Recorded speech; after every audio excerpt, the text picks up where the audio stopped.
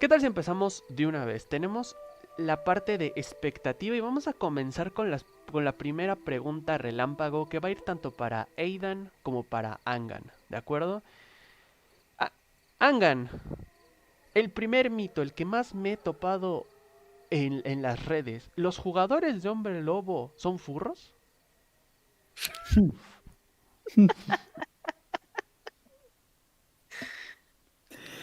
Lo más gracioso es que he encontrado quienes lo promueven esto con ironía, pero hay gente que no entiende la ironía y piensa que es así, refuerza el prejuicio.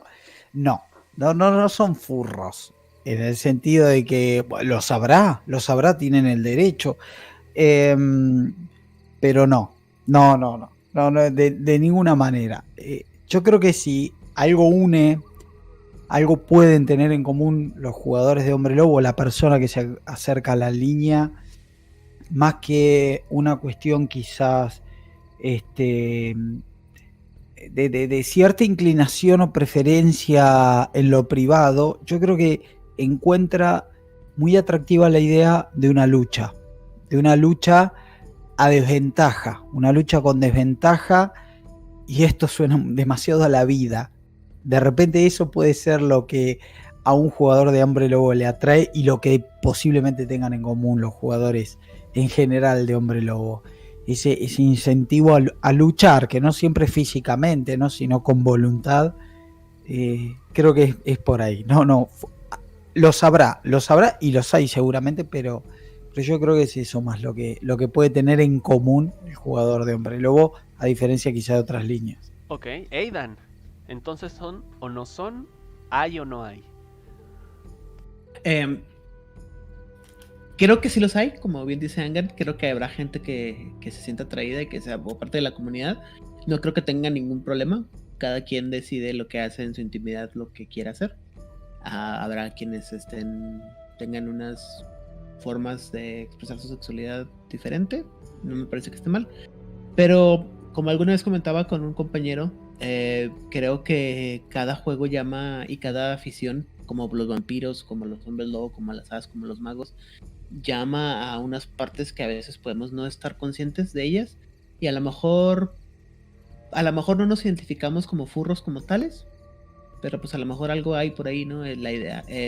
Creo que el hecho en el momento en el que haces tu personaje y te imaginas cómo va a ser con su cabello, con su pelaje, con su imagen tanto de Crinos como de Lupus, pues de una manera u otra estás haciendo un ejercicio de furro y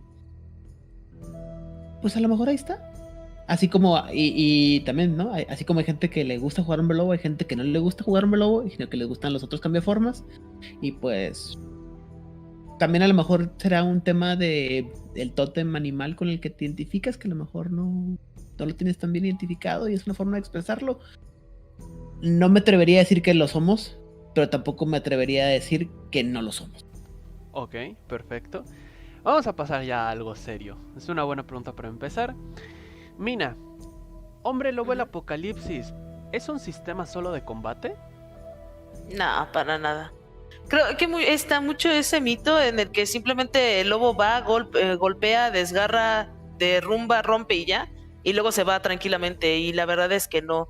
También tenemos toda la parte del mundo espiritual, que es una parte que no muchos exploran, pero que es una parte muy, muy densa y que también tiene mucho ese contacto con lo que es la naturaleza misma, con lo que es el hombre lobo, y que también hay, o sea, no todo se trata de golpes, hay veces que tú tienes que arreglar las cosas sin necesidad de irte a destruir todo lo que es una empresa petrolera o algo por el estilo.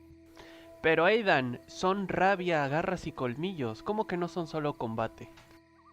No, fíjate que es pregunta que estaba pensando en la mañana antes preparándome para esto. Creo que el problema es eh, la cantidad de material que se le dedica a los monstruos, a los enemigos, a las partes de los efectos del combate.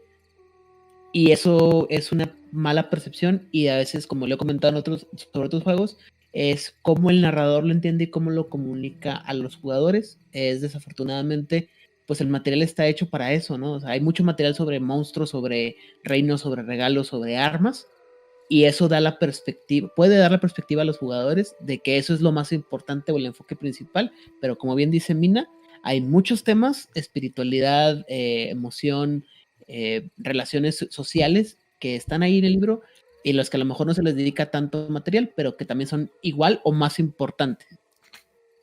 Angan, entonces Hombre Lobo sí tiene trasfondo. Claro que sí, y en este caso, por un lado, me encanta ver, por ejemplo, a Mina, que es joven y que ha identificado esos elementos en el juego, y por el otro lado, tengo que reforzar lo que dice Aidan. El problema acá es una cuestión de origen. Hombre Lobo se gana la mala fama de ser simplista, cuadrado, llano, básico, porque Hombre Lobo surge en el primer libro de Vampiro como un antagonista, casi como diríamos acá algunos, por ejemplo, en Latinoamérica, aunque he descubierto que en Argentina, en Chile también por ahí se puede usar, un limpiamesa. Hombre Lobo, la primera aparición de Hombre Lobo es en Vampiro como un posible antagonista. Y esto de limpiamesa no me refiero a producto de limpieza de una mesa para que rueden mejor los dados, sino un enemigo de tal poder y de tal peligrosidad que pueda costarle la vida a todos los personajes de los jugadores. Eso era Hombre Lobo. Era una furia terrible de pelos, músculo, garra y colmillos. Y peor si se lo encontraba acompañado, siendo que el libro comentaba que habitualmente se los encontraba en manada. Era una muy mala noticia para jugadores de Vampiro. Claro, después vino una línea, un mayor desarrollo y profundización, el desarrollo de una metatrama, como bien decías, Ángel, y esto, digamos que, bueno, para aquellos que nunca se interiorizaron, siempre les quedó esa primera impresión. ¿Vieron la frase? La primera impresión es la que cuenta. Y a los que les quedó la imagen de que Hombre Lobo es una máquina de picar carne y jamás se interiorizaron en esa metatrama claramente desarrollada a través de manuales y de suplementos, jamás se enteraron de esta parte. La cura para eso, en lo personal, es, por ejemplo, leer las novelas. Para quienes dicen que, por ejemplo, o creen mejor todavía, que Hombre Lobo carece de política. Ahí van a ver que quizás no al nivel de los Cainitas, pero Hombre Lobo tiene un desarrollo y una serie de conflictos políticos muy profundos. Y por el otro lado, como por ahí leí en un momento en los comentarios, la Umbra. Ahí quizá el que mejor entienda la línea sean los jugadores de Mago. La Umbra significa casi un juego en paralelo, casi un mundo aparte, un mundo de posibilidades, de búsquedas espirituales, de poder, de secretos, el chiminaje, el trato espiritual, que a veces es igual o más importante que el cambio de forma y el poder hacer agravados con la boca y con las garras, ¿no? Entonces, perdón. sí.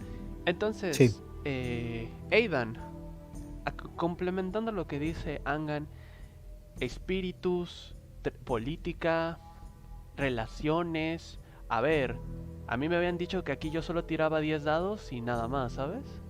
No, y eso está mal. O sea, sí hay un enfoque muy fuerte en eso. Es esa escala de poder para poder a los enemigos a los que te enfrentas, pero como bien dice Angan, es el problema de origen, es lo que estás viendo. Pero lo mismo podríamos decir de Dungeons and Dragons, y es una cosa que yo he platicado muchas veces.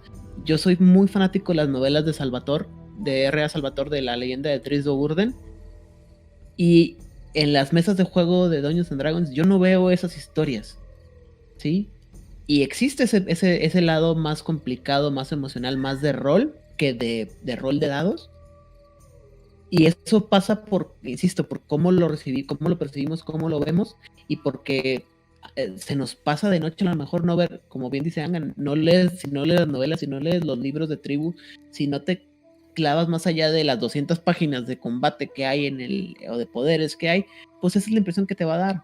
Pero, insisto, tiene que haber una parte, un trabajo tanto del narrador como del jugador, de leer el juego, entender un poquito más de lo que puede parecer a primera instancia y irte más allá, ¿no? Y eso no nomás es para Werewolf, aplica en Vampiro, aplica en Mago, aplica en todos los juegos de rol, porque muchas veces se puede perder la esencia del juego en la mecánica. Y debemos recordar que la mecánica no es lo principal de un juego de rol. Hablemos de todo esto. Wendy, ¿por qué Hombre Lobo y no otro sistema de mundo de tinieblas? ¿Por qué no estás en la plática de vampiro? ¿Por qué no estás en la de mago? ¿Por qué hombre lobo? A mí, en lo personal, me gusta más Hombre Lobo por esa dualidad que tiene, ¿no? Porque, por ejemplo, tiene al final que cuentas dos mundos, tanto el mundo humano, que es toda la sociedad humana, las creencias, la ética, la moral que ellos cargan, y por otra parte tiene su parte más natural, que es la parte lobo. Entonces, el llevar esas dos partes, independientemente de si hayas nacido humano, si hayas nacido lobo, es lo que de cierta manera le da mucho juego a los personajes. Porque pudo haber nacido a lo mejor siendo un homínido, pero nacido en Latinoamérica, o pudo haber sido a lo mejor un lobo, pero nacido en algún ecosistema que esté protegido. Cambia bastante la perspectiva, y más si ese Garú en algún punto se encuentra con su contraria. Por ejemplo, a mí me ha gustado utilizar mucho lo que son los homínidos, pero literal, cuando tú los llevas a un lugar que no hay una sociedad humana, que no tiene cómo interactuar por medio de una charla, una plática, y que es una parte un poco más salvaje en ese lado, se encuentran en problemas ellos mismos, porque no saben qué hacer. En ese sentido es como que es cambiar totalmente de ese paradigma al que está acostumbrado, y se tiene que adaptar, porque al final de cuentas tú eres dos, no eres una parte u otra parte, no, o sea, al final de cuentas tienes que unir esas dos partes y saber llevarlas. Entonces, esa como dualidad a mí es lo que más me ha llamado la atención, más aparte todo el trasfondo que viene detrás. Entonces, Angan, hombre lobo por encima de cualquiera. ¿Por qué? No sé si por encima, creo que es complementario. Eh, Hace un rato, Wendy, le preguntabas por qué mago sí, por qué hombre lobo sí, mago no. ¿Por qué esa pregunta? Porque tienen algo en común. Son dos líneas que comparten el conocimiento del mundo espiritual. Una vez escuché una alegoría que alguien decía: no es lo mismo que te cure una herida un vampiro con ovea, un mago con roce, un lupino con roce materno, o un mago con algún don de curación. El vampiro utiliza y se vale de espíritus malignos, el hombre lobo le pide por favor al espíritu, y el mago simplemente somete al espíritu con una correa de ahorque para hacer lo que él quiere. Este conocimiento, este elemento en común que como comparten mago y hombre lobo, es ajeno a vampiro, sacando algunas excepciones, ¿no?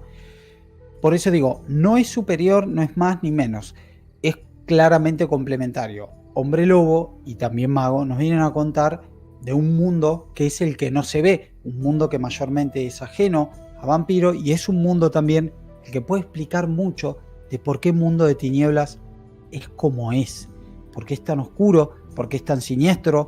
No hay que olvidarse que Mundo de Tinieblas es un mundo terrible, es un mundo ya de por sí con muchos males, sin la necesidad de criaturas sobrenaturales. Las criaturas sobrenaturales son un adorno, son la fresa en el pastel, pero no son la peor parte. El humano ya de por sí, por sus medios, hace bastante.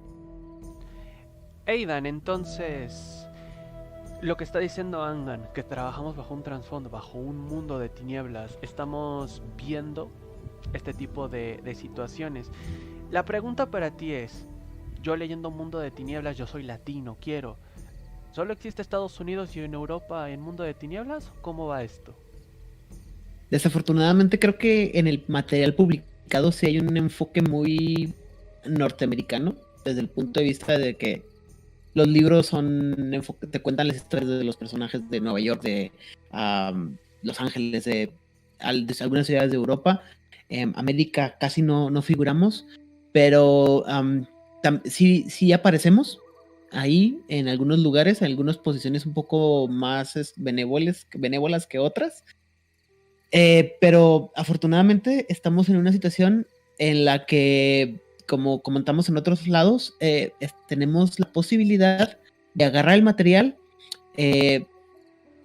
deshacerlo y volver a armarlo desde nuestra perspectiva y tropicalizarlo, echarle nuestra salecita y hacerlo más latino, y no solamente latino, sino más mexicano, y diferenciarlo, pero, o sea, hacerlo generalmente latino, y también definir cuál es la diferencia, así como podemos hablar de la diferencia entre un homínido y un lupus y un metis.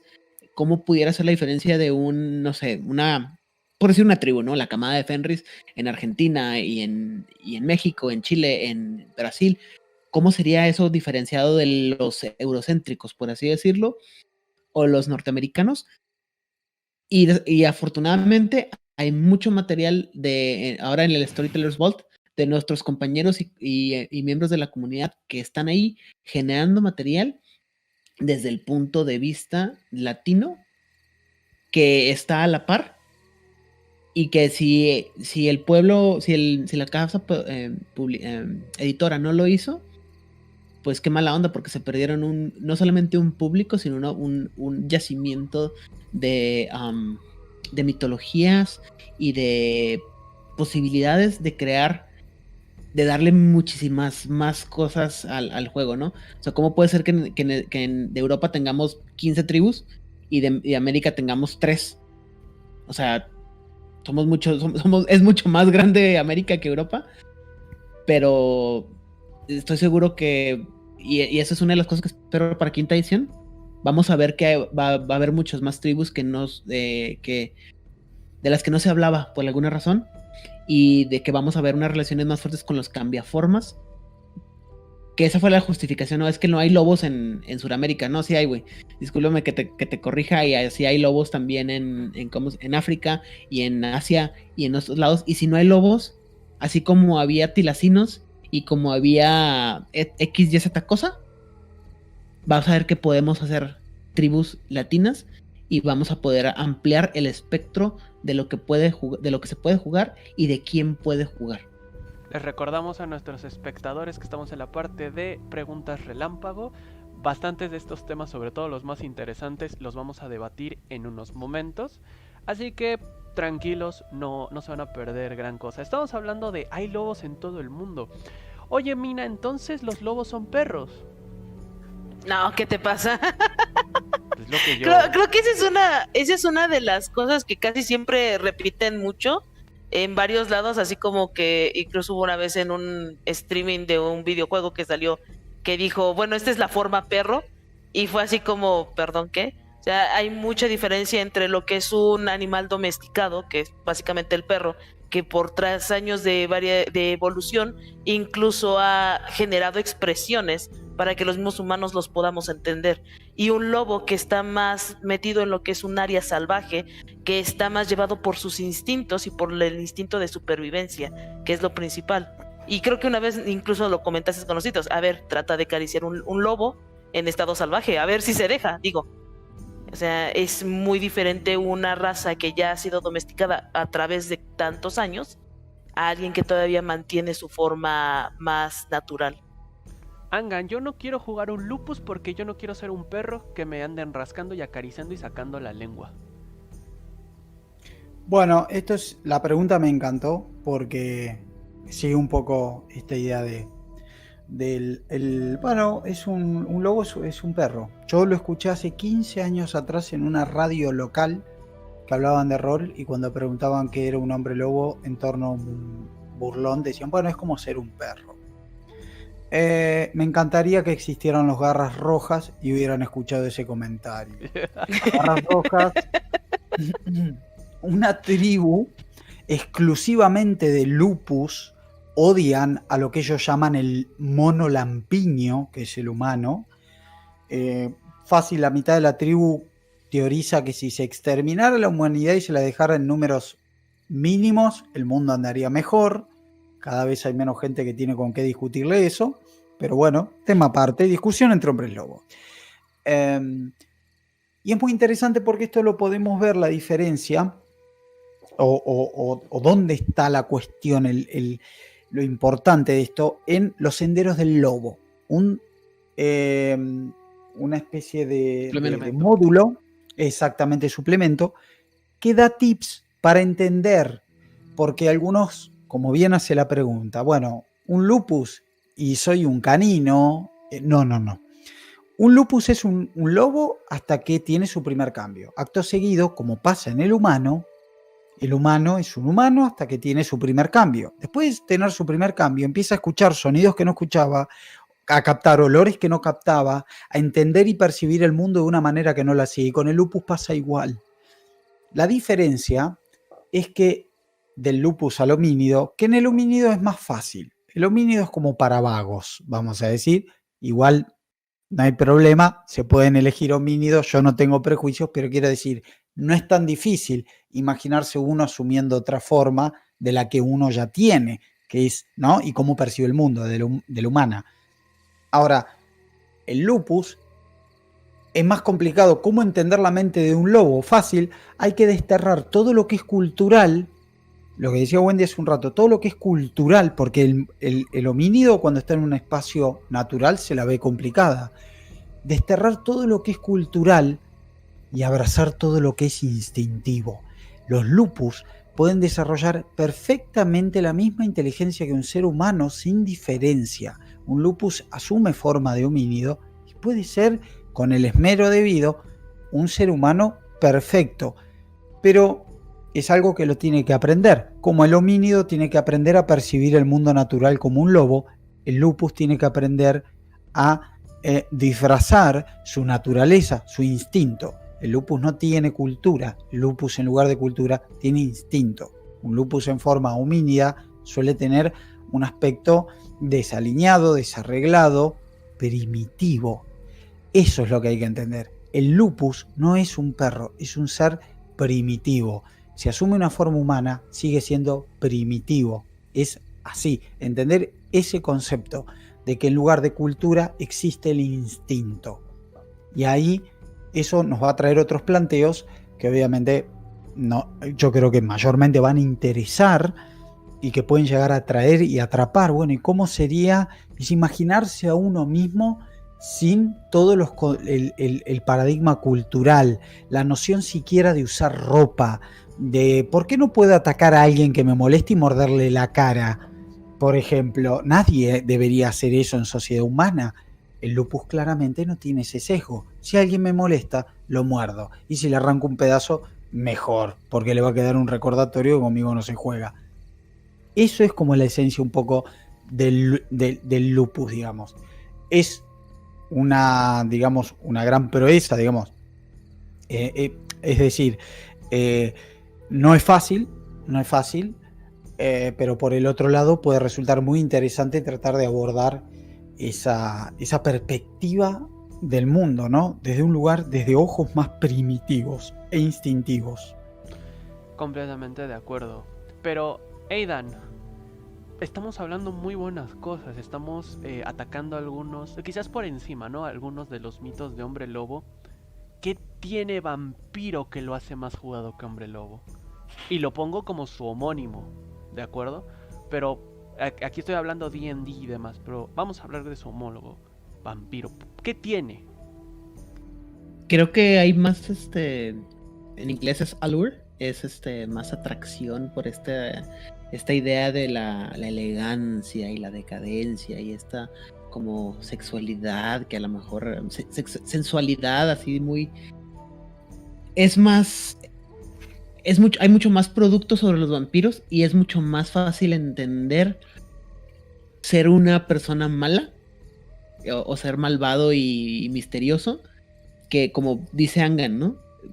Quitarte esas máscaras y estos bagajes culturales que traemos tan arraigados para meternos en esta parte instintiva, animal, bestial, que sí atrae a muchas personas, pero que mucha gente dice, ay no, qué raro, ¿no? Y luego aparte en el juego específicamente de Hombre Lobo, aprender la cultura de una tribu nueva, diferente y meterte de lleno es bien diferente pues eres un tremer, te agarraron porque eres un ñoñazo y te gusta leer mucho y quieres aprender magia, o porque eres un Ventru y estás muy acostumbrado a imponerte, o porque eres un renegón como Aidan y eres un Brulla, ¿no? Adelante. Entonces, es más sencillo en muchas cosas que para Vampiro, que no se requieren tanto pensamiento y tanto meterte en el rol. Y digo, también por eso casi no jugamos muchos magos, ¿no? Porque no todos tenemos la capacidad doctoral de pensar para hacer hechizos de mago con las esferas de mago y cuánta cosa. Ahí requiere un poquito más, creo. Y no solamente en el sentido del rol, también en las mecánicas. O sea, a mí me toca mucho cuando la gente juega Hombre Lobo, que no salimos del Omid, Crinos y Lupus cuando está el Hispo y el Glabro. Las tribus siempre vamos por las mismas, la mayoría de las tribus, porque la gente no entiende las culturas de otras tribus, o en sí requiere mucho más que simplemente decir bienvenido, yo no tomo vino.